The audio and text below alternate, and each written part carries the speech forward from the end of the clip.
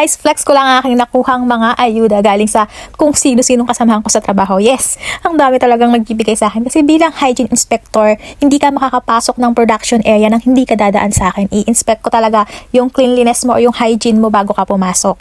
Kaya naman, syempre, pag ikaw nandun sa harangan ba, kailangan may padulas. Charot. Hindi. Syempre, willing naman silang magbigay sa akin. Hindi po yan sa pilitan. Hindi po yan bayad sa pagpasok sa production area. Kusa po nila yung binigay sa akin. As in guys, everyday talaga nakaka-receive ako ng mga okashi o yung mga sweets, mga gifts. Yan. Araw-araw yan. Kasi ang dami talagang mga ka-work ko galing sa iba't ibang bansa. So, natitikman ko yung mga delicacies galing sa mga bansa nila. Yun ang kagandahan sa work ko. So, flex ko sa inyo. So, ito yung tinatawag nilang taiyaki dito sa Japan. Japanese fish-shaped cake siya at kinukonsider siya as street food. Actually, meron siyang iba't ibang fillings or palaman. Pero yung binigay sa akin ay merong sweetened red beans. Isa sa favorite kong palaman sa tinapay dito sa Japan. As in, yung mga bread nila ay karamihan makikita niyo yung mga palaman niya is may red beans. Tapos na naman ang trabaho natin. Kukunin natin, may nagbigay ng okashi sa atin. Nandun daw sa rep para sa lahat. So, kukuha tayo ng isa.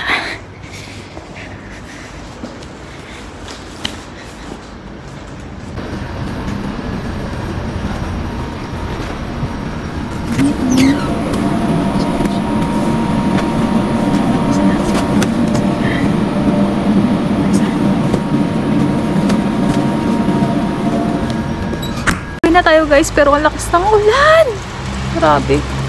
Kumusta naman yung ulan? Sobrang lakas ng ulan. May kapote naman ako, kaya lang nakakatamad mag-bike ganyan. Susugod na lang tayo sa ulan. Kaya, hindi pala. Magkakapote ako. Wait lang. Ay.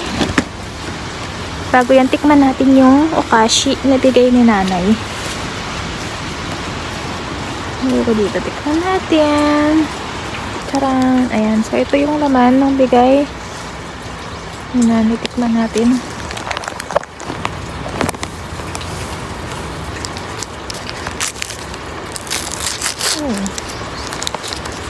Wow. Ang cute. Rabbit pala siya. Ayan. Rabbit siya. Rabbit siya. Ayan. So, hindi ko alam kung makasang rabbit naman pala. Nilokoray. Hindi. Pero tikman natin. Malay mo naman masarap.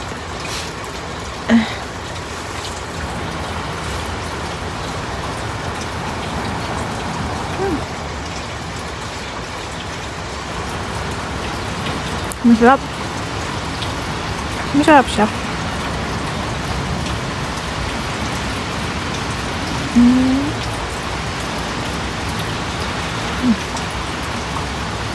Tinapay siya. May palaman na matamis.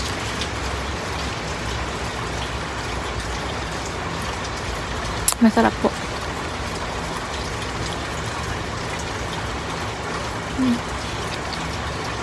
Maganda muna tayo kasi napagod ako sa work. 2 hours din ang overtime ko. So, 10 hours ako ng trabaho.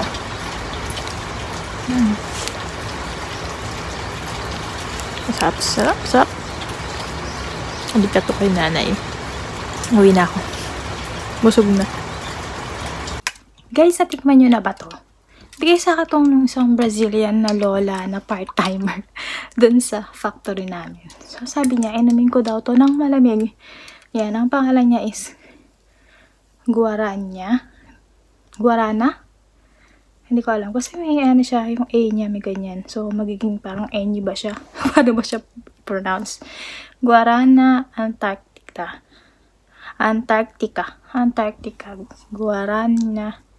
Guarana Antarctica. Yan. So, ganyan siya. So, ito ay original do Brazil. So, originally made in Brazil. So, tingin ko ganun. So, tikman natin. Naisip ko baka alak to. Hindi naman ako nainom. Hindi ko lang kung alak or parang juice. Dapat ganun. Hindi siya nag-open. Ayan. So, tikman natin.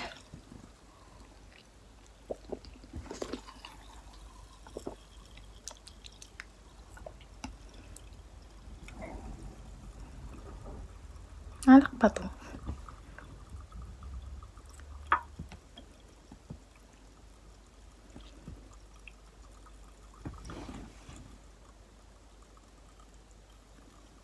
Hindi naman siya siguro alak, no?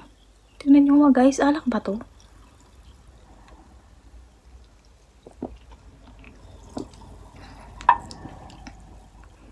Parang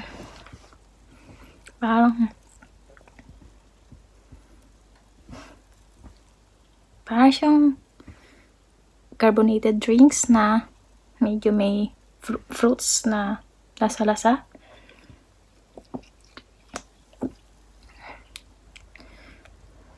Alam niyo yun, pag uminom kayo ng soft drinks, parang may bula-bula. Ano kung pamamaya alak to ah. Search natin to. Hindi ako naiinom guys. Never ako nakainom ng alak.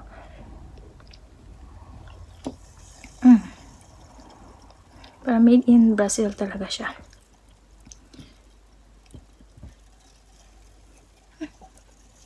Na-try niyo to?